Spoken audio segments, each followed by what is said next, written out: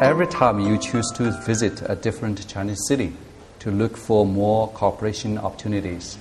So what specialities of Urumqi, this city, have brought you here?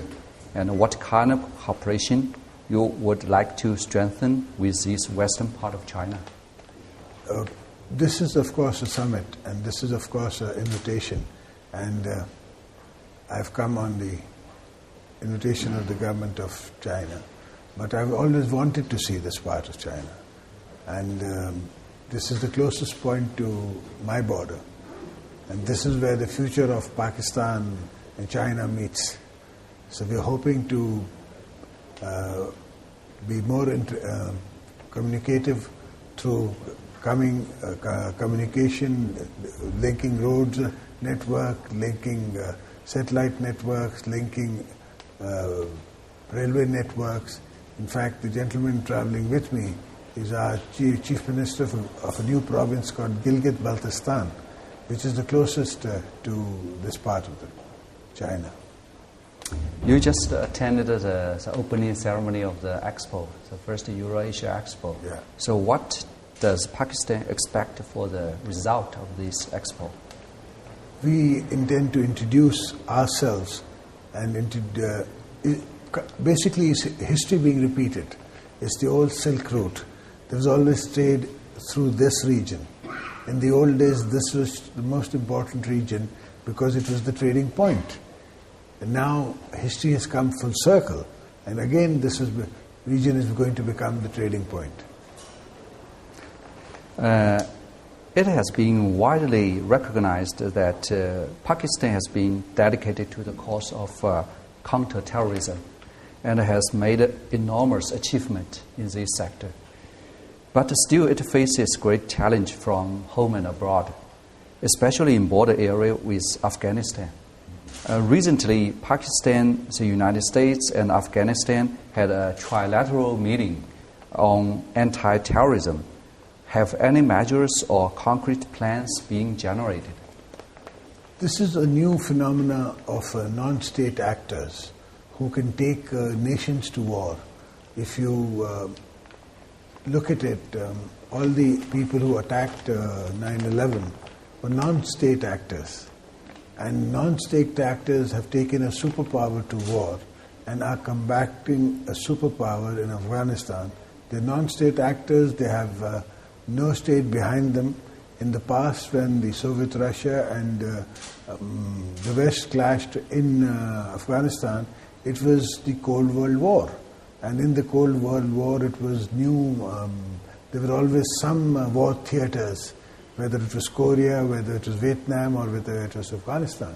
But this is the new phenomena of the world, where non-state actors, individuals or groups, have decided to take on nations.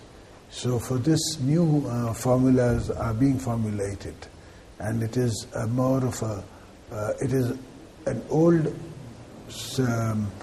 mindset of the Cold World War, which was created for another reason. And now it has caught on and been indigenized in different regions. So the nations and countries in the world has to recognize that this is a war of a mindset. This is a mindset trying to change the world order and accordingly combat it. And a recent ranking by a global analyst, MapleSoft, said Pakistan now is the second most at risk from terrorist attack around the world, following Somalia. It is widely known that Pakistan has been on the front line of counter-terrorism battles, especially after bin Laden's death. How do you view the current anti-terrorism situation in Pakistan? What are the great challenges from home and abroad? I think we are building our capacity, and the world today is losing its patience and does not have the sustainability, because it's not happening in their part of the world. It is terrorism which is happening in some other part of the world. So their tolerance level is going down, and that is the weakness of purpose, which is enhancing the capacity of the enemy, which is the terrorist. So I think the world needs to come together and fight it and think about it as a long gestation war. Many experts and officials in Pakistan call for a closer connection with China's Xinjiang via land transportation. But so far, the progress of road construction has been limited. What factors do you think hindered the process? So when the land connection gets closer, which particular sector in bilateral cooperation could be further enhanced? I think the reason it is difficult because the terrain is very difficult. It's a mountainous terrain. It's a Karakoram highway way, and the Himalayas is the highest point of in the world. Seven highest peaks in the world happen to be in Pakistan, and that is really close to China. But looking at Chinese going by train to Tibet, I'm quite optimistic that in the future there will be train transport and road transport between ourselves.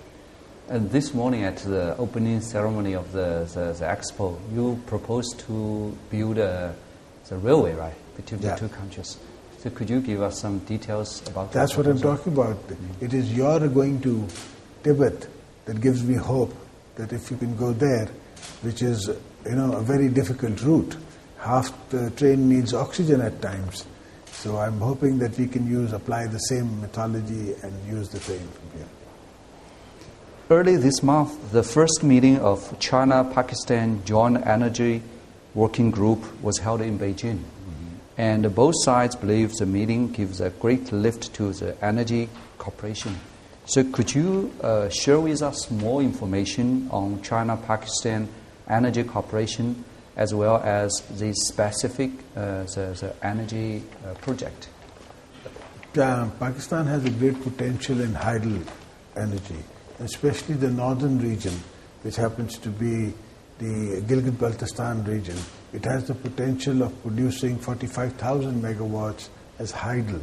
Pakistan has one of the highest reserves of coal in the region. So both these factors need to be enhanced and supported.